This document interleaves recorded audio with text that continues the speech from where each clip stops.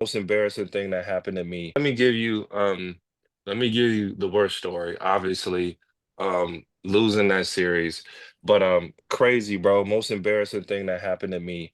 My senior year, not only did Ben come and tell me I wasn't starting, he told me don't represent the team as a captain in the middle of the circle. I don't want you doing that anymore. Damn. And I remember coming out, forget who we were playing, and we're getting ready to play. And I tweaked my groin in warmups, bro. I can't make it up. So I had to walk into the coach's office and tell coach, like, cause back then when you young and dumb, bro. So the way I used to get used to loose for the games, I would go out and dunk. Boom. Told Ben, I can't play. Most embarrassing thing I had to do. But that embarrassing moment for me allowed me to take a breath as a senior, sit back and watch the game of basketball and see what I could bring to the table. Where did this team need me?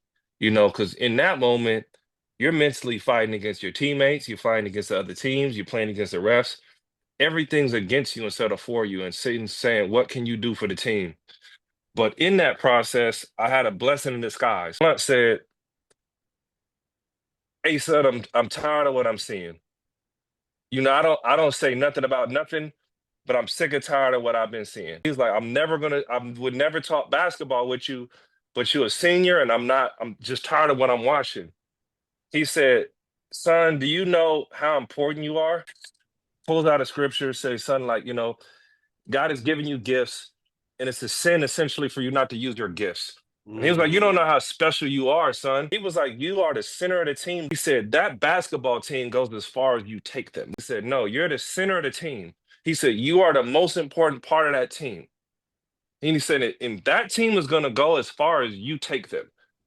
And when you start believing that, everything's going to change. But from that day forward, I approached the game differently.